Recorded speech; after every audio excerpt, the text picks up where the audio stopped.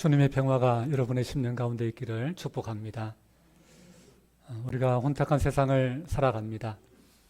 어지러운 세상을 살아가고 죄악된 세상을 살아갈 때에 우리는 누구를 믿고 무엇을 믿고 살아야 되는가 그런 생각을 할 때가 있습니다. 물론 하나님을 믿고 살아야지요.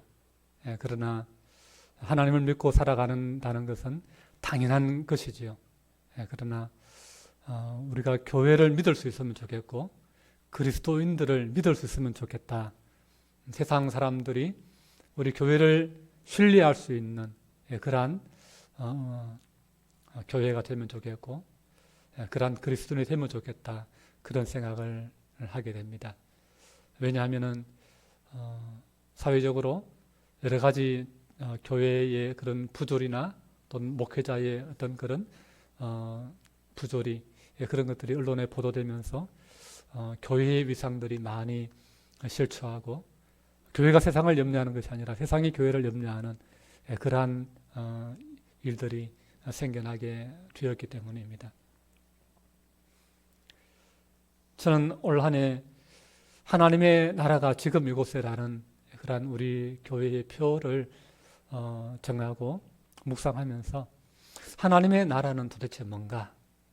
하나님의 나라의 백성으로서 우리가 살아갈 때에 우리가 가져야 될 기본적인 그러한 양식이 무엇을 갖춰야 되는가 라고 하는 것을 함께 고민하고 함께 묵상하지 않을 수가 없었습니다.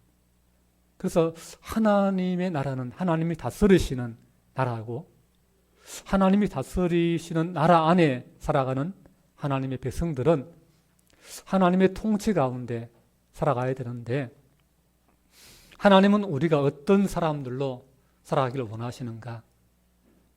하나님은 교회를 통해서 하나님의 나라를 이루시기를 원하시는데 그 하나님께서 교회를 통해서 세상에 드러내시고자 하시는 그 하나님의 그 비전은 무엇인가? 사실 구약 성경부터 구약에서부터 하나님의 나라의 이 개념은 사실 다 그림자처럼 녹아져 있지요. 그래서 이스라엘 백성들을 애굽에서 출애굽시켜서 그들을 시내산으로 이끄셔서 하나님께서 모세를 시내산 꼭대기로 부르시고 난 다음에 하나님께서 그 비전을 왜 너희 민족을 택하였고 너희 민족을 애굽에서 번성하게 했고 왜 애굽의 노예 상태에서 다시 이끌어서 가나안 땅으로 들어가게 하는지 그 하나님의 꿈, 하나님의 비전을 말씀해 주죠. 그게 뭡니까? 너희를 제사장 나라 만들겠다 라고 하는 거예요.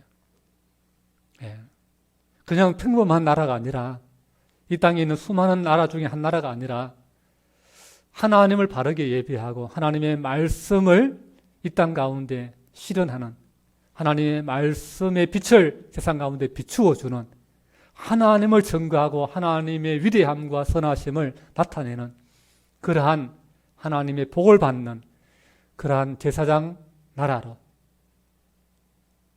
이 땅 가운데 하나님께서 이스라엘을 통해서 이루어 나가겠다라고 하는 비전을 주시는 것이죠. 그것이 신약에 와서 예수님이 이 땅에 오심으로 말미암아 우리에게 하나님께서 구약 성경에 모세를 통해서 이루시겠다고 하신 그 제사장의 나라를 좀 더 구체적으로 우리에게 보여주신 것이 하나님의 나라로 점점 더 뚜렷하게 명확하게 지는 것입니다. 그래서 하나님의 나라 안에 살아가는 백성들은 어떤 백성들이냐? 너희는 왕같은 족속이요, 왕같은 제사장이요, 그렇게 거룩한 나라라고 우리에게 다시 한번 이것을 정리해 주시는 것이죠. 저는 하나님의 나라의 백성으로서 우리가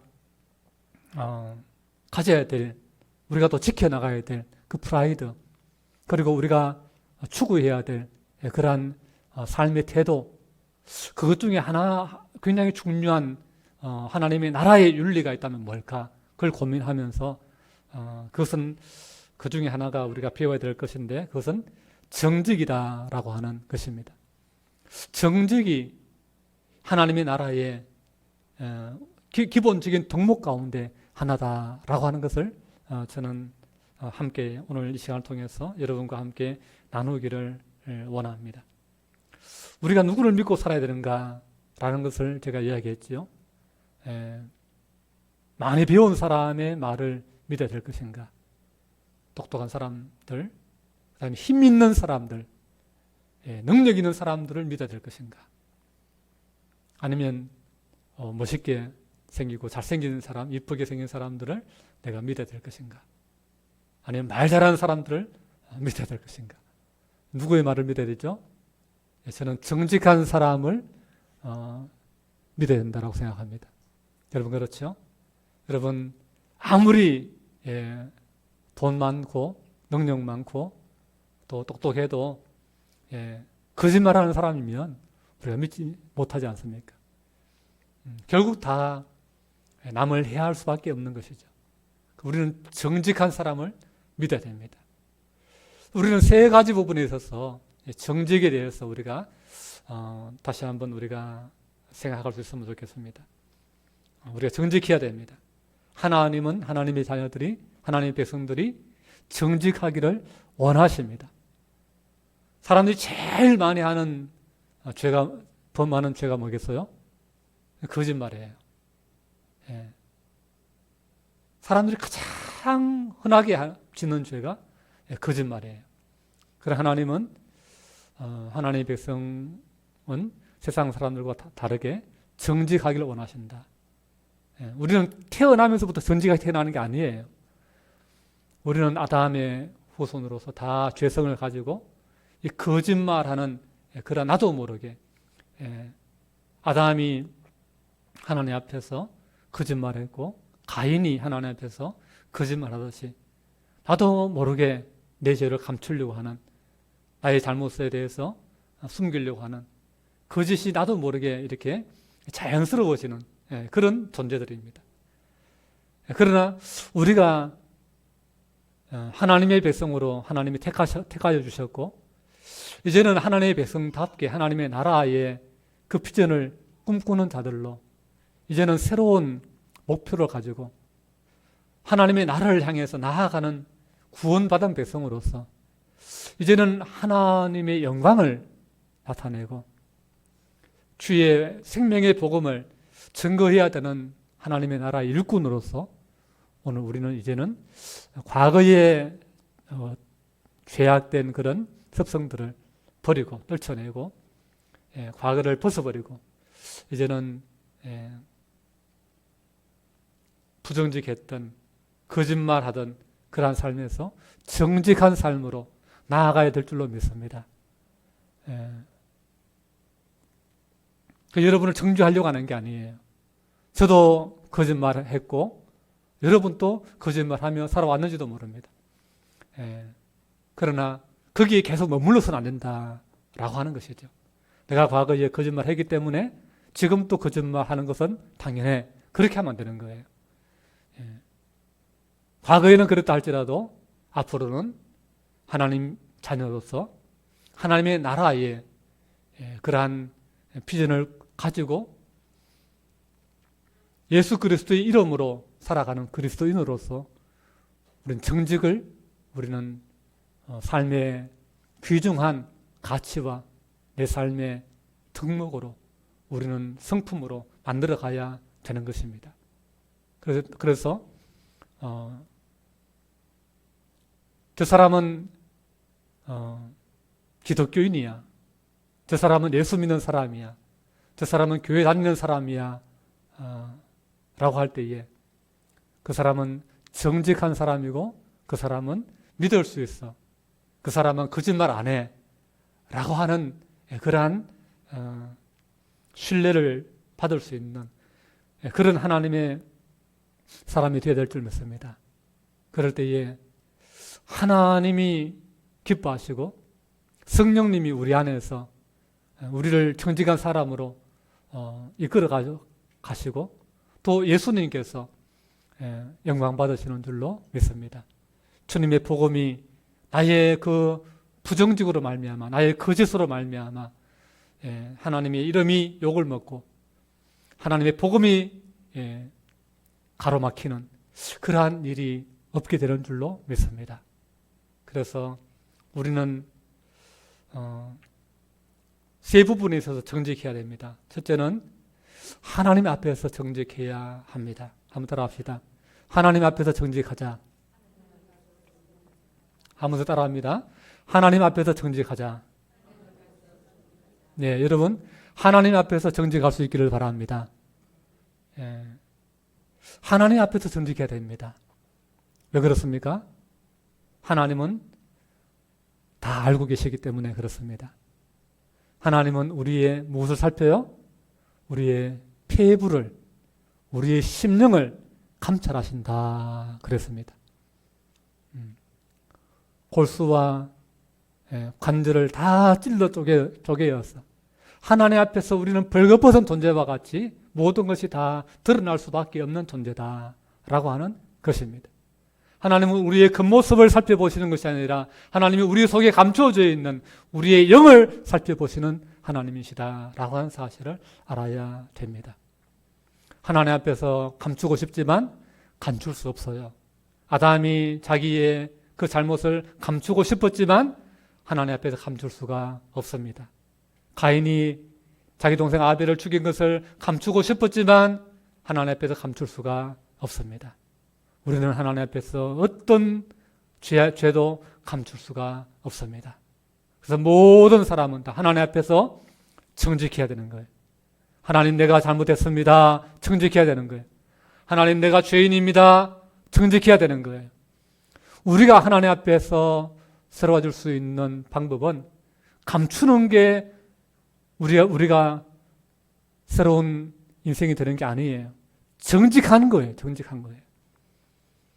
하나님 앞에서 회개하는 거예요. 회개하는 거예요. 우리의 인생의 소망은 하나님 앞에서 정직하는 데서 우리의 소망이 있는 거예요.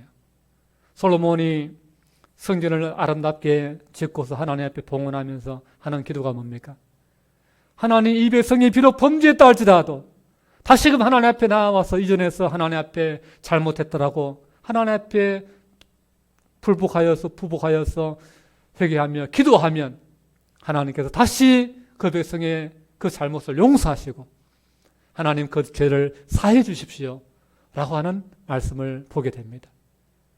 하나님 앞에 정직할 때에 소망이 있는 것입니다. 정직할 때에 우리가 살아나는 은혜가 있는 것입니다. 그러나 정직하지 않고 죄를 감추고 완악한 대로 하나님을 업신여기고 하나님을 속이려고 할 때는 우리는 징계받을 수밖에 없는 거예요. 우리는 망할 수밖에 없는 거예요. 불의한 자에게는 정직하지 않은 자에게는 하나님의 심판만이 있다라고 하는 사실을 우리는 기억해야 됩니다. 하나님은 불의가 없으신 분이세요. 하나님은 정직하신 분이세요. 하나님은 거짓말 하실 수 없는 하나님이시다. 그렇게 성경은 우리에게 말씀해 주고 있습니다. 시편 33편 4절 말씀에 여호와의 말씀은 정직하며 그가 행하시는 일은 다 진실하시도다 그랬습니다. 하나님은 정직하세요. 그러니까 그분의 말씀도 정직한 말씀이다 라고 말씀하는 거예요. 시편 19편 8절에 여호와의 교훈은 정직하여 마음을 기쁘게 하고 여호와의 계명은 순결하여 눈을 밝게 하시도다 그랬습니다. 그렇습니다. 하나님의 말씀은 다 정직한 말씀이에요. 진실된 말씀이에요. 그렇기 때문에 우리는 그 말씀 가지고 살아야 되고 그 정직한 말씀을 우리가 먹고 듣고 또 묵상하고 그러면서 그 정직한 길로 우리도 나아가야 될 줄로 믿습니다. 정직한 하나님의 말씀을 받아서 우리가 거짓을 토해낸다면 거짓된 삶을 살아간다면 어찌 그것이 하나님의 백성의 삶이라고 할 수 있겠습니까?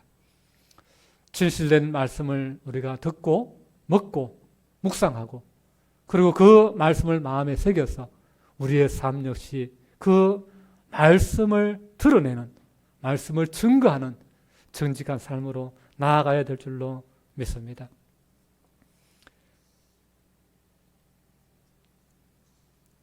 정직한 자에게 소망이 있는 거예요. 우리는 하나님 앞에 정직해야 되는 것입니다. 십자가에 함께 달렸던 그 강도 두 사람이 있었죠.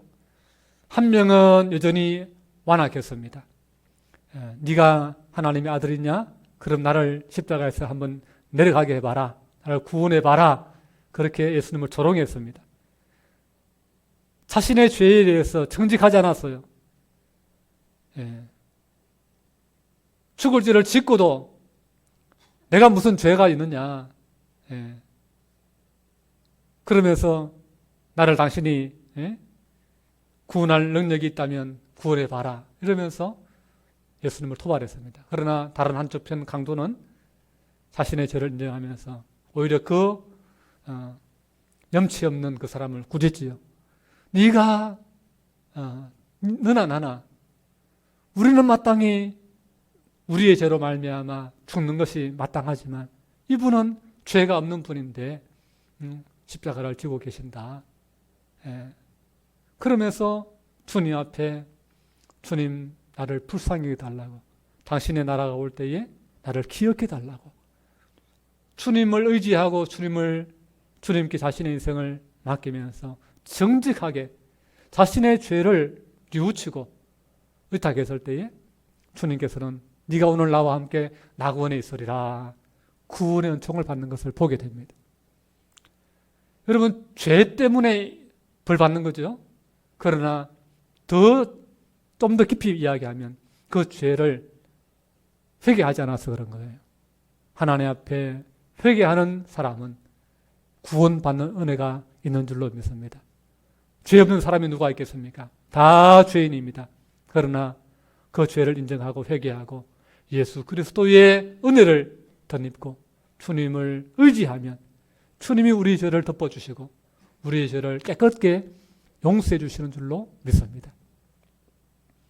요나가 니느웨 성으로 가서 이 악한 저주받을 백성들아, 너희들이 얼마나 악한 줄 아느냐. 하나님이 너희를 심판하실 것이다. 30일 뒤에 이 성이 무너질 거야. 그렇게 그들의 죄악을 꾸짖으면서 회개를 선포했습니다. 그럴 때에 그 멸망받을 수밖에 없었던 그 악한 니느웨가 그 요나의 외침을 듣고 그들이 요나를 주는 봐라. 주는 저게 뭔데 우리한테 와서 저 이스라엘 저 유대 우리한테 힘도 못 쓰는 것들이 어디서 큰 소리냐.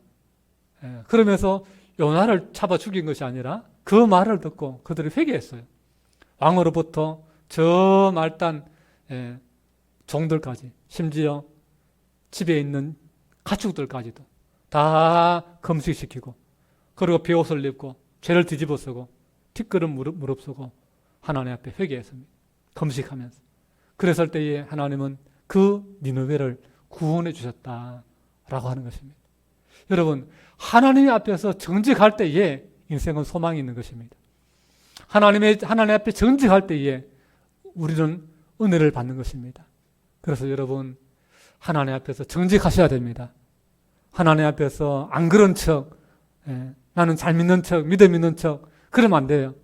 하나님, 내가 많은 은혜를 받고 살아왔는데 하나님 믿음대로 살지 못했습니다. 말씀대로 살지 못했습니다.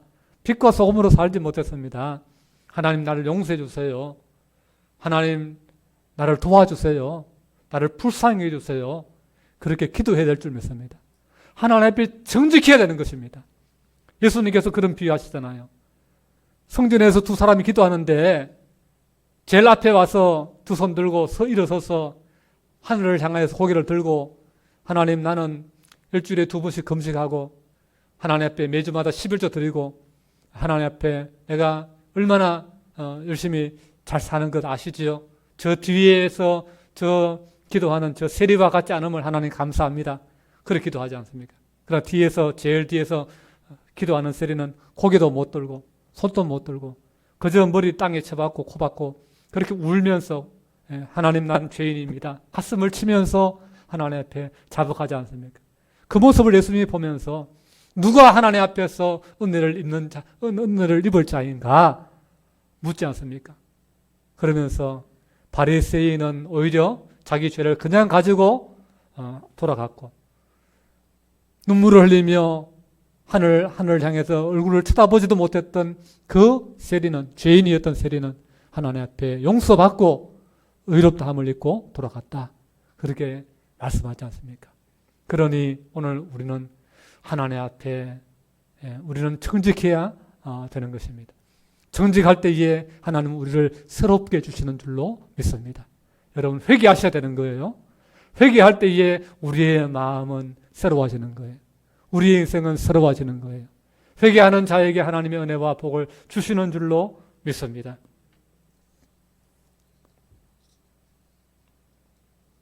시편 11편 7절에 여호와는 의로우사 의로운 일을 좋아하시나니 정직한 자는 그의 얼굴을 배우리로다 그랬습니다. 정직한 자가 하나님의 얼굴을 뵙는 거예요. 그리고 잠언 14장 9절 말씀에 미련한 자는 죄를 심상히 여겨도 정직한 자 중에는 은혜가 있느니라 그랬습니다. 정직한 자에게는 하나님의 은혜가 있는 줄로 믿습니다. 그래서 하나님의 얼굴을 배울 자들, 하나님 앞에 정직한 자입니다. 그래서 하나님 앞에 우리는 정직해야 되는 것입니다. 두 번째 우리가 정직해야 되는데, 우리가 두 번째는 역사 앞에 정직해야 됩니다. 한번 따라합시다. 역사 앞에 정직해야 된다. 우리 그리스도인들은, 하나님의 백성들은 역사 앞에 정직해야 됩니다.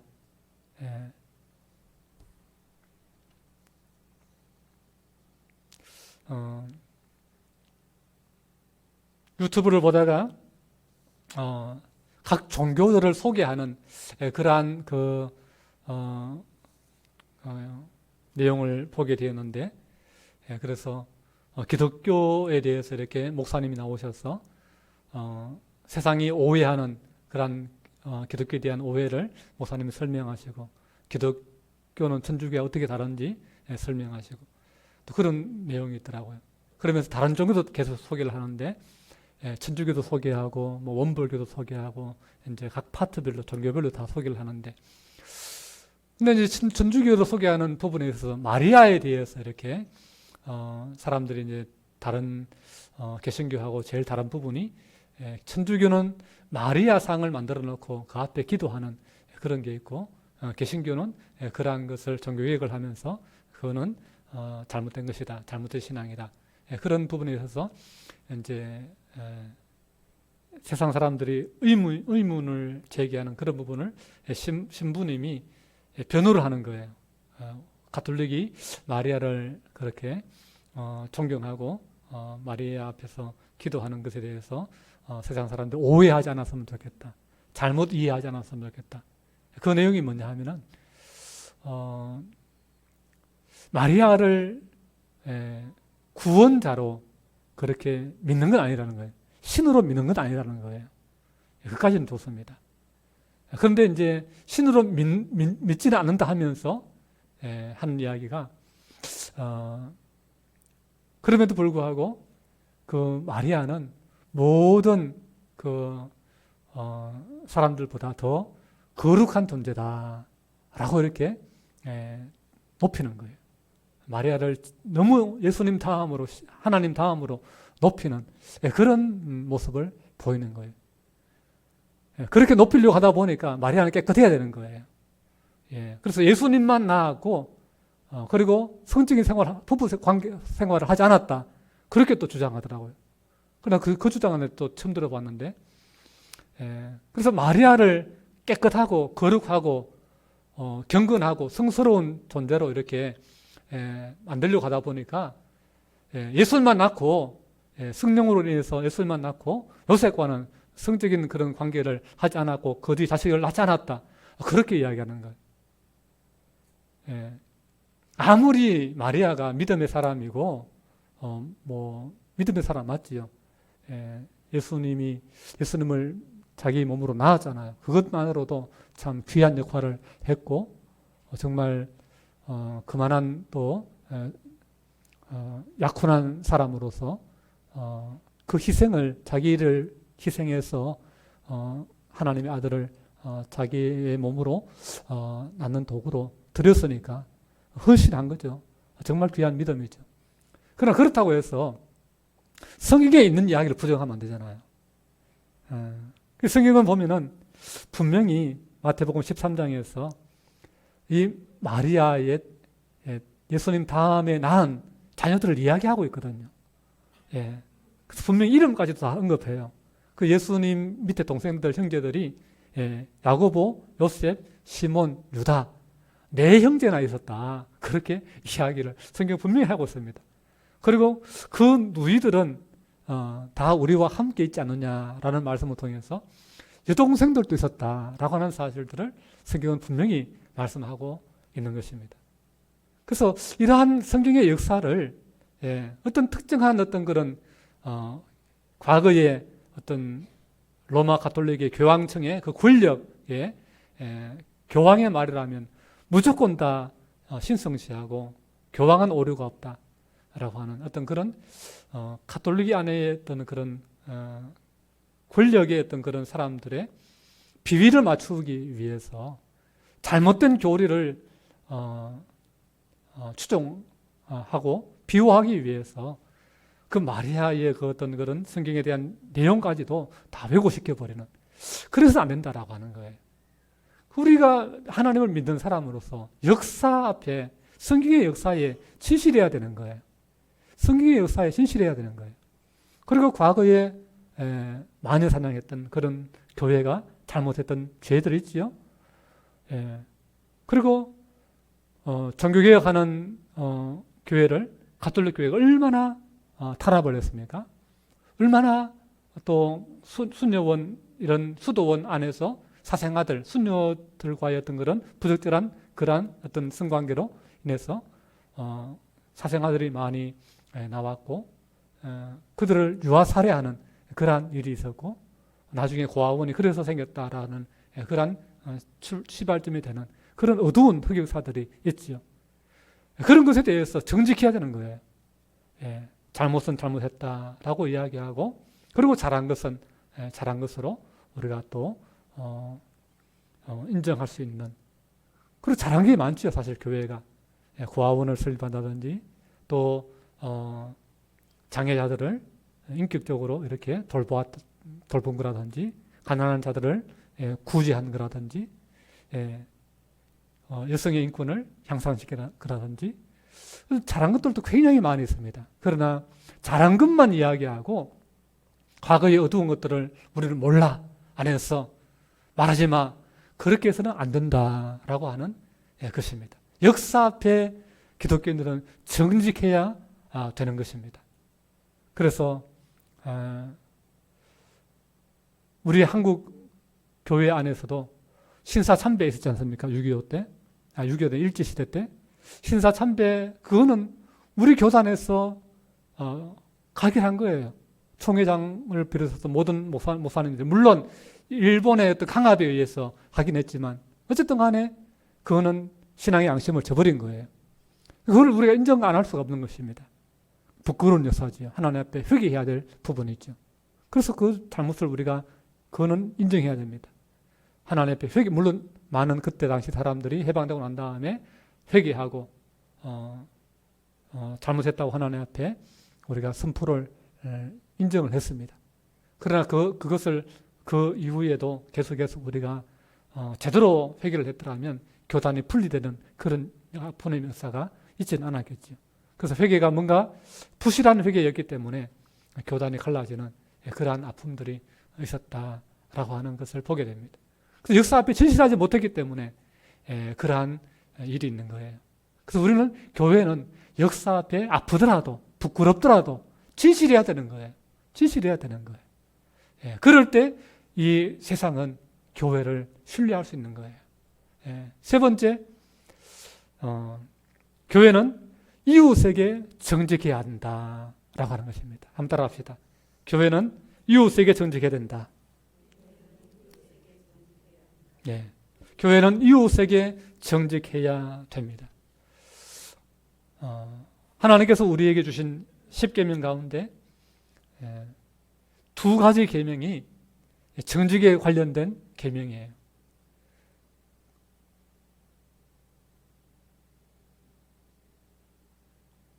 거짓말하지 말라라고 하는 그 계명, 그리고 내 이웃에 대해서 거짓 증거하지 말라라고 하는 그 계명. 10계명 중에 두 가지 계명이 거짓말과 관련되어 있는 거예요. 그러니까 이 10계명은 구약에만 지켜야 되는 계명이 아니라 신약에 와서도 여전히 그대로 지켜야 되는 그러한 도덕법이에요. 여러분, 율법이 예수님에 의해서 완성되어지고 폐기되었다고 해서 10계명이 폐기됐다고 오해하시면 안 되는 거예요. 율법이 폐기된 것은 의식법이에요. 의식법. 제사제도라든지 뭐 어떤 음식 뭐 이렇게 이거는 먹지 말고 이거는 먹어라 그런 거라든지 그런 것들은 정결법. 이렇게 해야 깨끗해진다. 뭐 밖에 나가서 일주일 있다가 들어와야 된다. 뭐 시체 맞지 않는다. 이런 정결법이라든지 의식법, 제사제도 이런 것은 율법의 모든 것들은 폐기가 되었지만 왜냐? 예수님이 십자가로 우리를 거룩하게 예수님의 피로 우리를 정결하게 했기 때문에 예수님이 화목제물이 되셔서 제사를 완전하게 하셨기 때문에 그래서 의식법, 정결법 이런 것들은 다 폐기가 된 거예요. 그러나 도덕법, 양심법 이것들은 10계명은 폐기될 수 없다라고 하는 거예요. 그렇기 때문에 예수님께서도 원수를 사랑해라. 사랑에 대해서 이야기하시고 또 정직에 대해서 교훈하시고 용서에 대해서 말씀하시고 거짓말에 대해서 말씀하시고 간음에 대해서 말씀하시고 계속해서 도덕법을 예수님께서 가르치는 것입니다. 그렇기 때문에 이 10계명의 두 가지 계명이나 거짓과 관련되어 있다고 하는 것은 하나님의 나라에 하나님이 세우시고자 하시는 그 나라의 기초에 있어서 정직이 얼마나 중요한가라고 하는 사실을 우리가 알아야 되는 것입니다. 이웃에 대해서 우리는 정직해야 되는 것입니다. 그래서 하나님 앞에서 정직해야 되고 역사 앞에서 정직해야 되고 그리고 이웃 앞에서 우리가 정직해야 되는 거예요. 오늘 말씀 1절 말씀에 뭐라고 했습니까? 속이는 저울은 여호와께서 미워하시나 공평한 추는 그가 기뻐하시느니라 그랬습니다. 장사할 때에 이 저울을 두 가지 저울을 쓰면 안 되는 거예요. 물건을 살 때는 많이 나가는 저울을 적게 나가는 저울을 사서 많은 양을 적게 나가도록 해서 좋게 돈 주고 사고 팔 때는 많이 나가는 저울을 사가지고 조금만 얹었는데 무게가 많이 나가도록 해서 비싸게 받고 팔고 이런 식으로 해서는 안 된다라고 하는 거예요. 이웃에게 정직해야 되는 거예요. 여러분 재판도 하나님께서는 정직하게 재판하시기를 원하시는 거예요. 정직하게 재판하기를 원하시는 거예요. 그래서 이 법원 앞에 각 나라들마다 법원 앞에 이 여자의 그 동상이 저울을 들고 있는 여자의 동상이 서 있지 않습니까? 어떤 모습입니까? 한 손에 딱 이렇게 그 저울을 들고 한 손에는 뭘 들고 있습니까? 칼을 들고 있죠. 칼을 들고. 그리고 눈은 어떻게 했습니까? 눈은 수건으로 가려져 있습니다. 이게 뭘 의미합니까? 정직하게 재판하는 거예요. 눈 딱 뜨고 보고 누가 우리 편인지 누가 나한테 잘하는 뇌물을 갖다 바치는 사람인지 그거 보고 저울이 이렇게 오더라도 이 사람에게 해주겠다. 그렇게 하지 말라는 거예요. 정직하게 올바르게 판결하라 라고 하는 거예요. 지금 탄핵 정국에 있어서 지금 그 재판관으로 있는 사람들에 대해서 지금 불신에 대한 그런 논쟁이 지금 나오지 않습니까? 왜 그렇습니까? 의심 갈 만한, 불신 살 만한 그런 과거의 행적들이 드러나기 때문에 그런 거예요. 그게 만약에 양심에 떳떳하다면 그걸 감추지 않겠죠. 근데 그거를 감추고 삭제하고 그렇게 하는 거는 뭔가 떳떳하지 않다는 것을 스스로 증명하는 것입니다. 국민의 신뢰가 다 무너지는 거예요. 또 헌법 투표소 선거 관리 하는 부분이 선관위도 마찬가지죠. 그걸 감사를 떳떳하게 받았으면은 어디서 의혹이 다 해소되겠죠. 갈등이 그것 때문에 갈등이 안 일어나겠죠. 근데 감사를 안 받으려고 하는 거예요.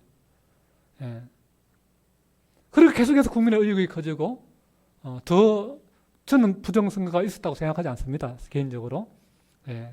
하지만 그거를 자꾸 감추려고 하면서 정직하지 않기 때문에. 그래서 종이도 뭐 기업 형상 종이다.